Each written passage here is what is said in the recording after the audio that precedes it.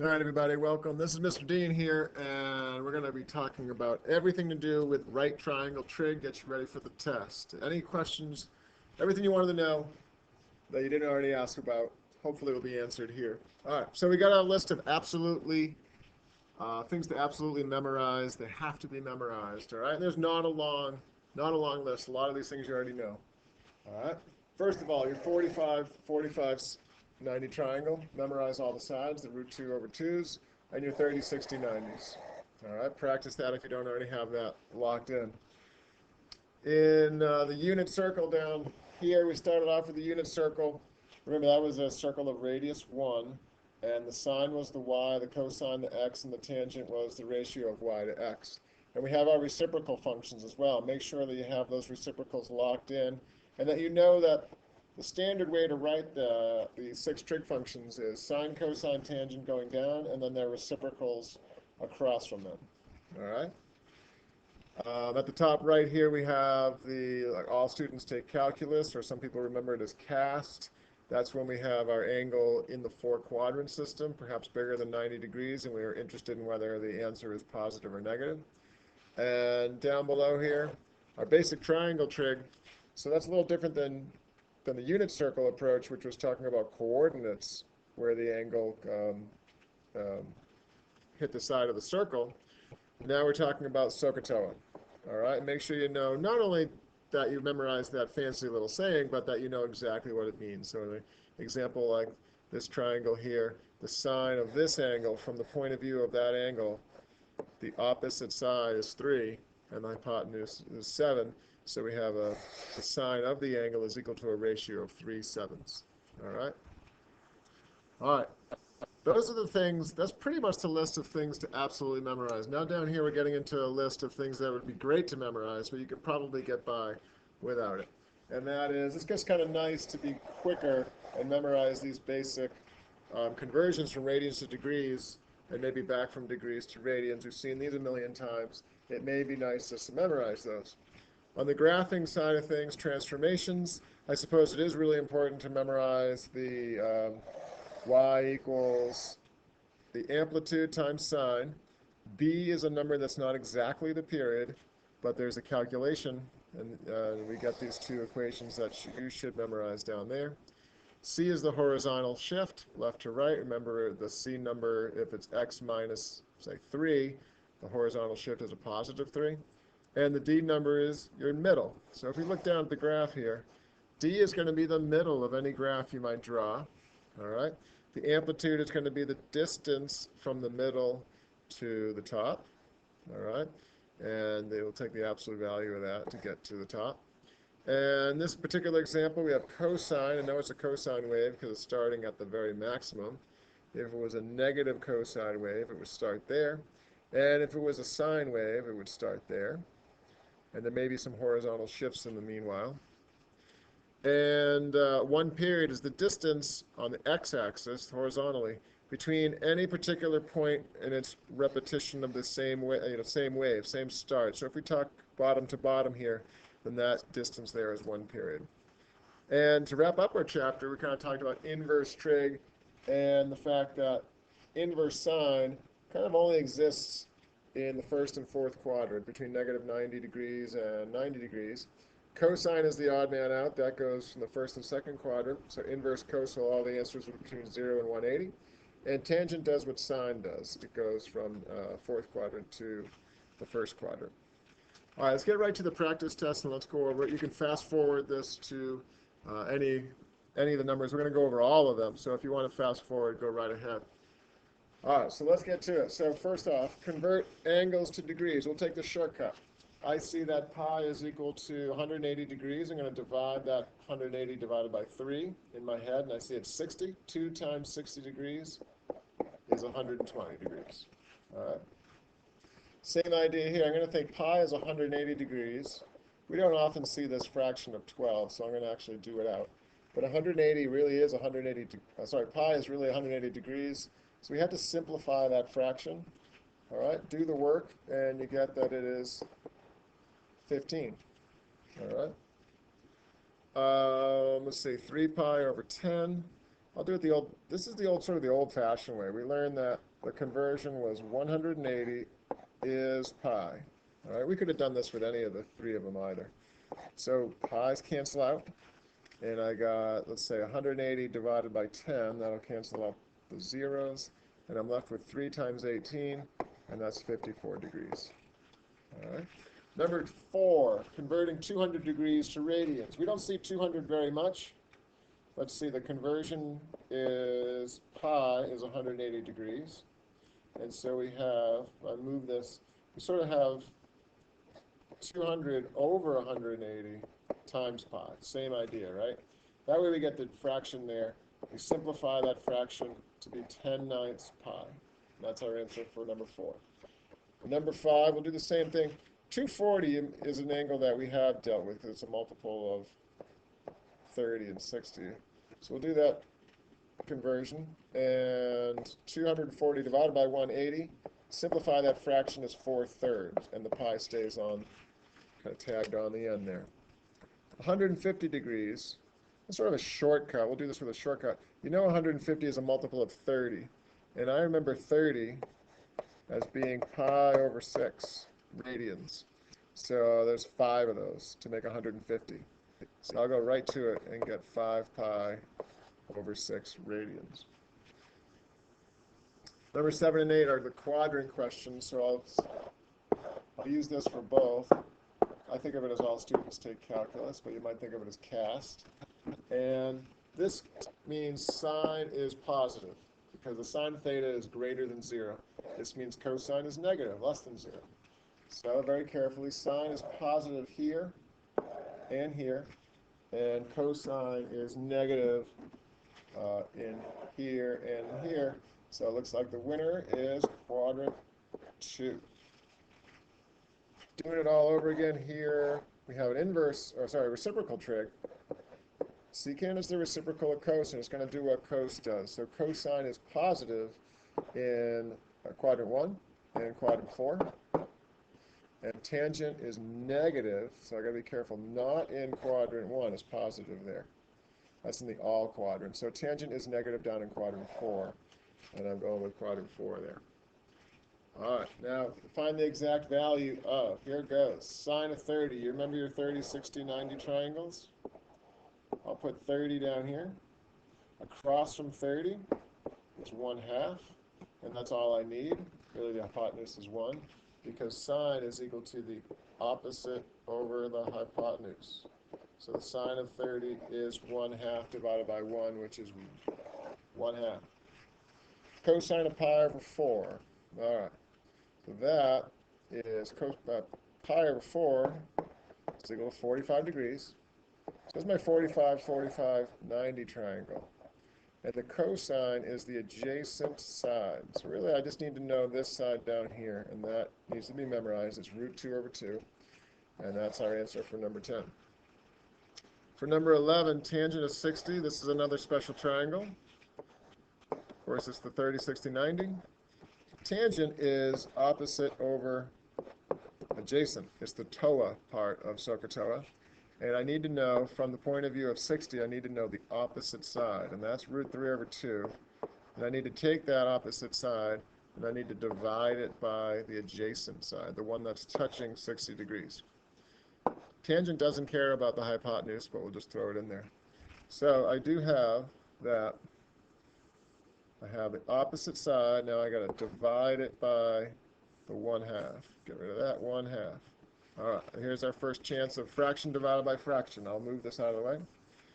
So we are to take the sort of the bottom fraction, flip it over, and multiply it.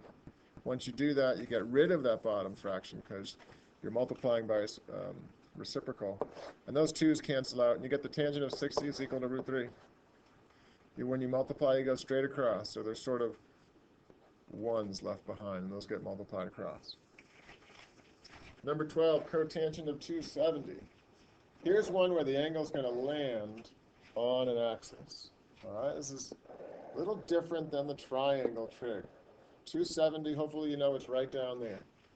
That, you cannot make it into a triangle at all. That's not going to help, because what angle would you? You could draw it at almost any angle. So we don't know anything about the angle of the triangle. But we do know that coordinate right there, x comes first and then y. Remember the old talk about, I'll do this again, we had at one time the unit circle, and right there was the coordinate 0, comma, negative 1. All right? And the cotangent is the x-coordinate divided by the y-coordinate. That is 0 divided by negative 1. And that's not undefined. 0 divided by negative 1 is 0. All right? The tangent there would be undefined, but the cotangent is the reciprocal of that, is 0. Secant is 0. All right? As simple as this problem may first look, you start getting into it, people get confused. Once again, on the unit circle, we've landed on a x-axis here, and so that coordinate there is 1, comma 0, and secant is the reciprocal of cos. All right? So cos was, or is, the x-coordinate. So I take 1, and I kind of think of it as a fraction, so that I can flip it over for secant. And when I flip 1 over, I get the secant of 0 is 1. Cosecant of pi. All right, another one that lands right on an axis. All right, don't forget pi way over here. Lands on an axis, can't make a triangle out of it, but go back to our idea of where is this along the unit circle, and it's at negative 1, 0, that coordinate. All right, the cosecant is the reciprocal of sine, so in terms of the coordinates on the unit circle, it's 1 over y.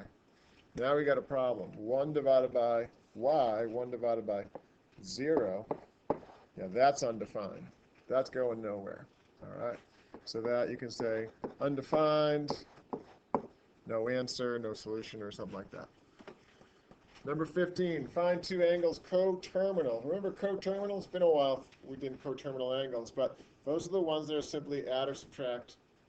In this case, with radians, we're going to add or subtract 2 pi. So this has to do with fractions, all right? The easiest way to go about this is convert them into fourths, all right? And I'll get, for this first angle, I'll get 13 pi over 4. And I can either, I could have subtracted 2 pi to start with, or I could add another 2 pi onto it.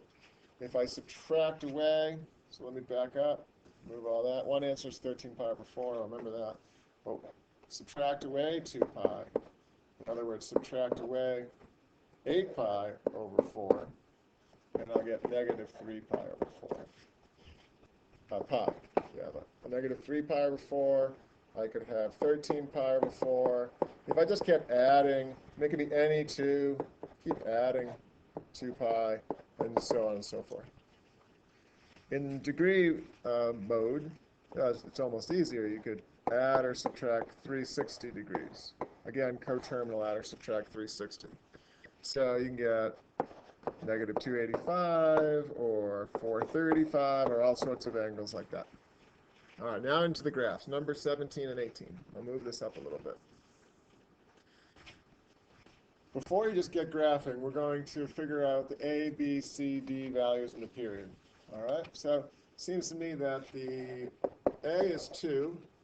Now the B number is 1/3. Let's pause for a moment, make sure that we know how to get the period from that. The period is equal to 2 pi divided by 1/3, or 2 pi times 3. We flip that over. So the period is equal to 6 pi. All right, hope you followed that. C, there is no C. C is a number that's really in there with x in the parentheses. That moves it left and right. I got nothing there. D is the new middle. We're going to bring the new middle down, negative 1. All right? So I'm just going to kind of save these ideas down here. I'm going to start graphing by dashing a line at my new middle. All right? I don't know if you can see the little dots. We are at y equals, oh, I did it at positive 1. I almost made a mistake. Down to negative 1. Great. Our amplitude is 2, so down from negative 1 to negative 3, I also want to dash my minimum. That's my minimum. And my maximum is 2 above negative 1.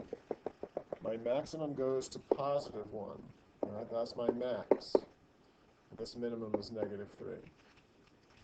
All right, so looks a little off, but that's actually correct. It looks just the middle doesn't look quite in the middle. All right, now where do we start from here? We look at our C number, we look at our B. First thing, really, we look at our C number. We want this graph to be right along the y-axis. We're going to kind of start right along that y-axis. It's a cosine wave. Great. So that means it's going to start. I'm just going to move that starting line out of the way. It's going to start at the maximum. That's what cosine does. And our period is 6 pi. Now, I don't have an x-axis already here, so I'm going to kind of wing it here. 1, 2, 3, 4. We'll say that that is 5, 6, 7, 8, 9, 10, 11, 12. Yeah, we'll go, there's 6 pi. 1, 2, 3, 4, 5, 6.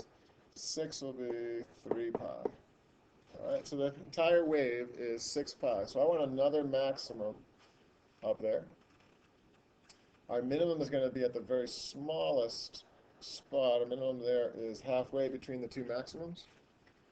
And that's sort of my pattern. 1, 2, 3, 4, 5, 6 to the left. I'm going to be down at the minimum again.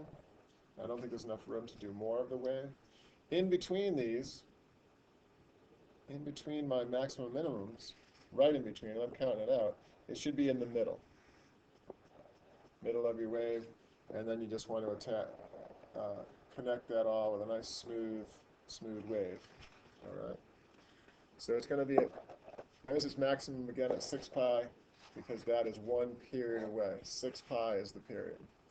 Cosine starts at the top. It's a positive 2. If it was negative, I would start down here and kind of do the mirror image. All right. Now let's look at the next graph. Negative 2 sine 1/4 x. Great. So I'll list our values. The amplitude is 2. Technically, the A is negative 2. The amplitude is 2.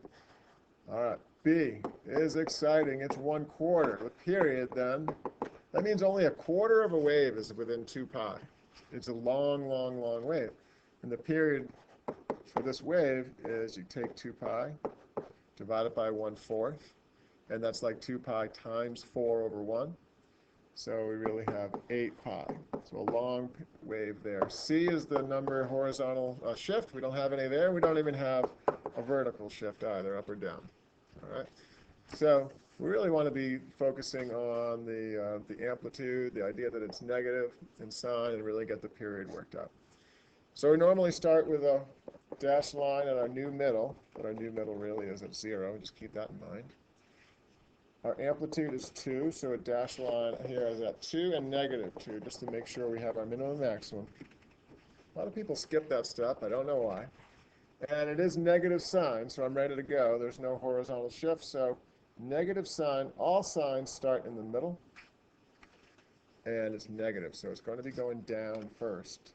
So at this point, I really can't draw it until I take into consideration the period is 8 pi, and so I guess I'll go out 8 blocks, 1, 2, 3, 4, 5, 6, 7, 8.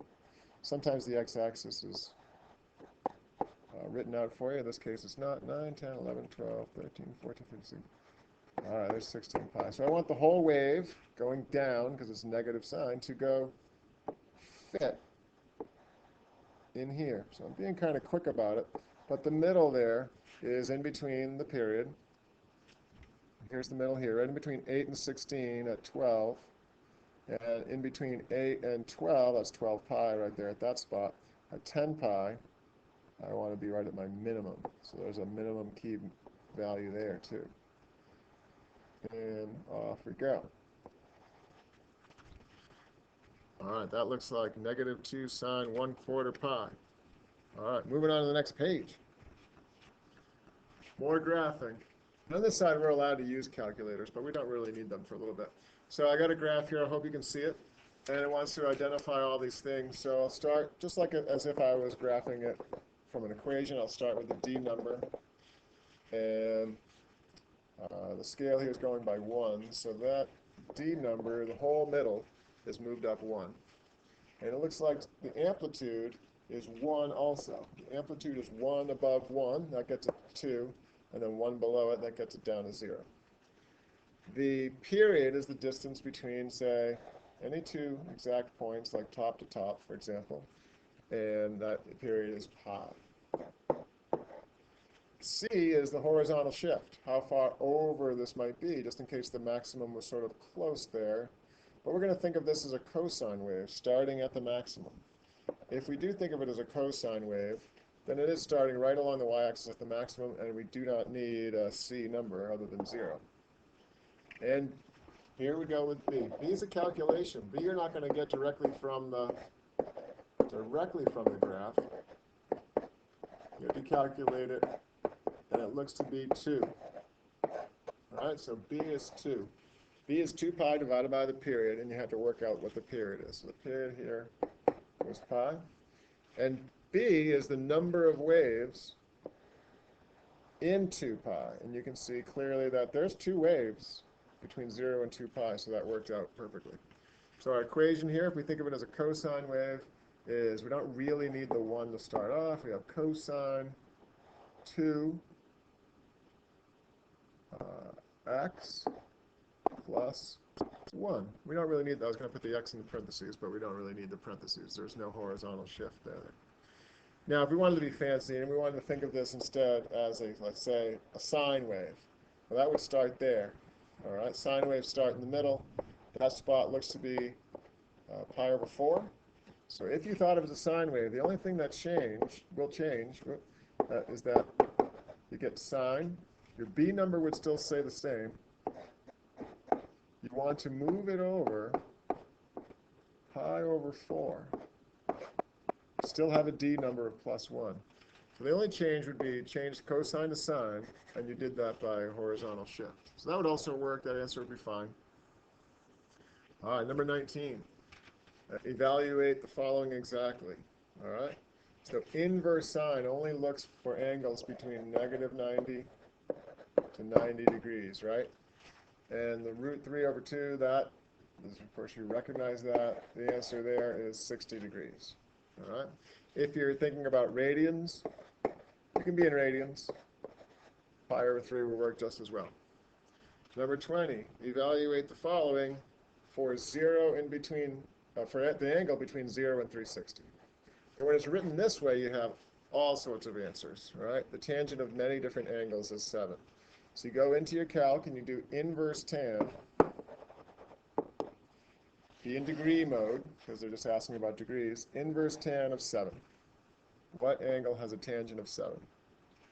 And it's kind of like asking, what angle has a slope of 7? 7 steps up for 1 over. It's a steep angle. It's 81.9 degrees. All right? But you want to find all the angles in the unit circle. So we know, generally, that there's one more angle, usually 2. All right, there's 81.9. Where do you find that other angle? Well, we're looking for tangent to be positive. Where else is tangent positive in the unit circle? Not in quadrant 2 or 4, but right across at quadrant 3. And this 81.9 is the angle between 180 and the angle you're really looking for. So you add 180 onto your 81.9, and you get another angle, 261.9. Both those angles are what you're looking for. If you took the tangent of 261.9, you would get approximately 7. All right. All right, a couple word problems. Number 21. Manny Ramirez hits a line drive from home plate to the top of a building 420 feet away. So there's the line drive. All right, yes, impossibly straight, just for the purposes of this problem. And the angle of elevation, that's down here. The angle of elevation is not from the elevated spot, but up to the elevation. And that's 50 degrees. All right. So, of course, this is right triangle trigonometry. We don't need the law of sines. We really don't want to use it. We just need basic triangle trig. And if we want to know the distance from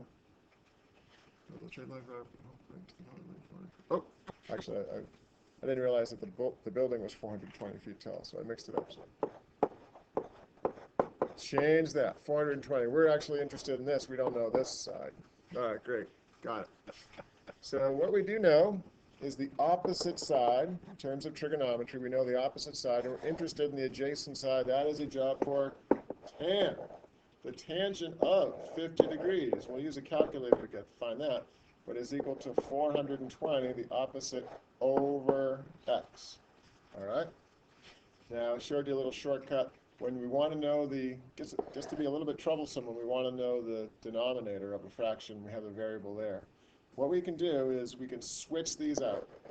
A little shortcut. If you multiply both sides by x and divide by tangent of 50, that's really what we're doing, but we're doing it quickly. Use your calculator to do 420 divided by tangent of 50, and we get 352 feet. So it's an imaginary problem because somehow the building is taller than the distance you just hit it, but I suppose that's possible with Manny. All right, number 22. Mr. Dean's driving around in a boat. All right. Here's sort of the picture I was thinking about. And we have 22.62 degrees back here. We have some times put in here, so this will sort of help us out. All right. North of due west, you can kind of figure out what that means in terms of the compass. All right. And we'll go through each question. So letter A, how fast did he travel on the second leg of the trip? Well, oops, we take the sine, 22.62 degrees. And that is equal to 25 over side C. Side C turns out to be 65 miles. Now you're doing that 65 miles in the 5 hours between 4:30 and 9:30. We talk about rates, that's the miles and that's the hours. And so we're going a nice comfy 13 miles per hour. Now on the third leg of the trip, all right, so you start and you come back and you go in the other direction. That's a job for cosine. We're going to take the cosine of 26.62, and the cosine is equal to the x divided by 65. 65 is now what we figured out was the hypotenuse. And x is equal to 60 miles. And we know that took 4 hours. So go a little faster, we got 15 miles per hour. Miles per hour. All right, that whiteboard's getting a little tired. A couple of bonuses here. Let's do those. Let's not skip over those. Those are not too bad. Trig identities. All right. We didn't talk too much about trig identities in the what you need to know for the test. But one thing at this level, when we see trig identities, most of the time we're going to be able to just change things into sine and cosine, and everything will make sense. So let's do that. So tangent turns out tangent's sine over cos. Cosecant is 1 over sine, just a reciprocal. The denominator here, secant, well, that is 1 over cos. And we can treat these in a way, just like numbers, we can multiply the top, the numerator, by the reciprocal of the denominator. We can take this cosine and multiply this whole thing by cosine. And actually, I'll stick the cosine out in front because that's often the way we kind of see distribution. We'll do that. All right, so instead of dividing by 1 over cos, we're going to multiply by cos. And you see what happens here. When you multiply these in, cos, cos, sine, sine, oh my goodness, everything cancels out, and you have just 1. So that whole fancy thing is just equal to 1. Number 6. This is more don't be scared by the vocabulary kind of thing. Find the value of the 6 trig functions for the angle swept out by the terminal ray, and P stands for point. It's really just fancy talk for find this point and just draw an angle to it and then figure out all the trig functions from there. So in other words, 4, 5 is 4 spots over and 5 spots up on your coordinate plane. So right there at 4, 5. So that angle sort of swept out. You know, if you think of an angle starting at 0 and kind of sweeping its way around the unit circle in a sense, and then stopping, terminal ray stopping there. That's all it means is that there is sort of a, I wish that was straight, sort of an angle there. And we just do what we usually do, which is draw triangles out of those angles. Well, this side is 4. That's how I got that far. And this side then has to be 5. right? We have a coordinate x and y. Pythagorean theorem says, let's see, 16 and 25, add those together, and this is going to be the square root of 41, the hypotenuse. Pythagorean theorem there. So we go through all our definitions for sine.